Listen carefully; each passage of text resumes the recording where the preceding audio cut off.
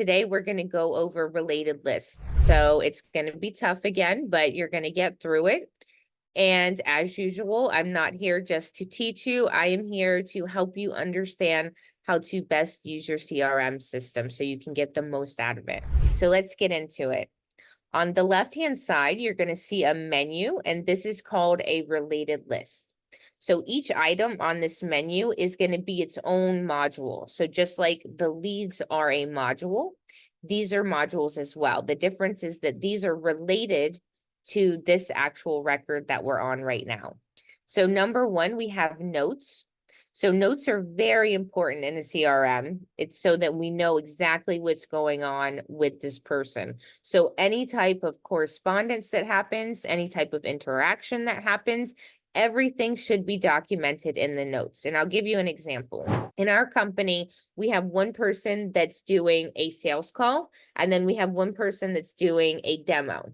It would take a lot of time for these two people to meet after every sales call and before every demo to make sure the information is passed along.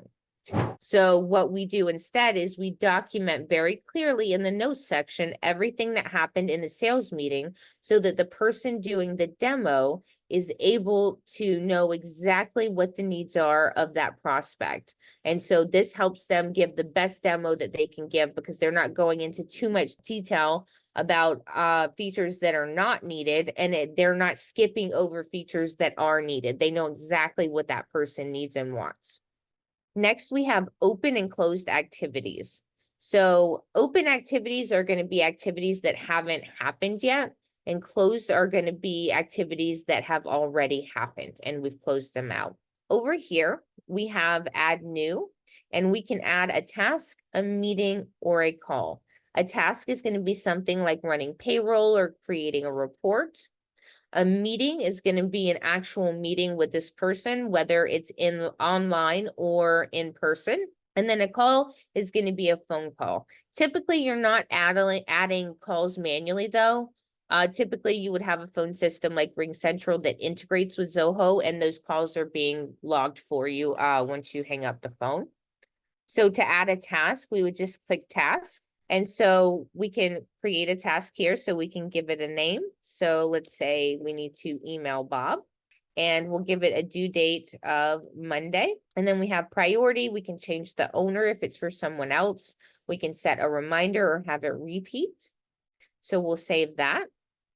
And now you can see that it's under my open activities. Now, if we want to do this activity and close it out, we would just click on the name of the task, and then we would click close task, and we'll mark that as completed. And then if we go back to the record, and side note, if I want to go to my closed activities, I don't have to just scroll down the page. I can go over here to the left and click closed activities, and it'll scroll down for me. So now, as you can see, email Bob has been moved from open activities to closed activities because we closed it out.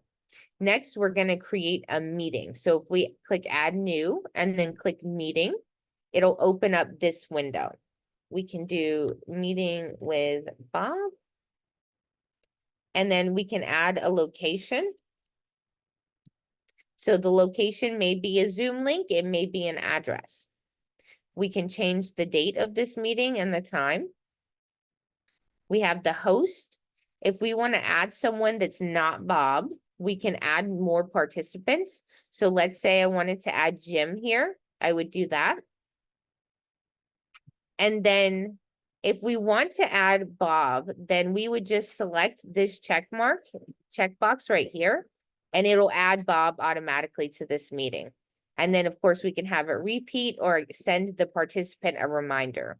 And then we'll just save that record, and we can send an invitation to him if we would like. Okay, so next we have attachments. So attachments are going to be like an NDA, an agreement, any PDFs related to this lead. You can attach them here and have a record of them. We have products. So products are, like I said, a module in the system where you're keeping track of all of your products and or services. So we can relate a service or a product to this lead so that we know what we're prospecting him for. We have emails. So as we talked about when we configured our emails, these are very important.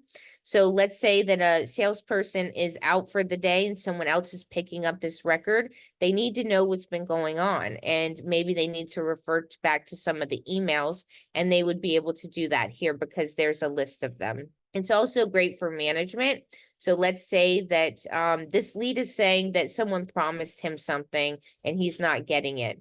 The manager can refer back to the emails so that they can check and see what actually happened during that conversation.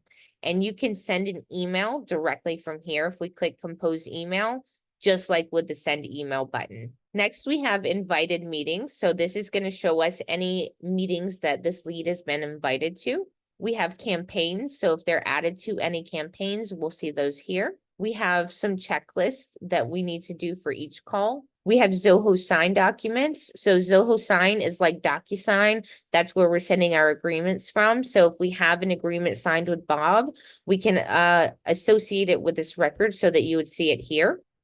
We have our SMS history, Zoho Survey, ABR communication system. This is actually an extension that we created. It works with RingCentral and Twilio. So we didn't like the way that the SMS history looked, and it's just outgoing and it doesn't really give you a lot of information.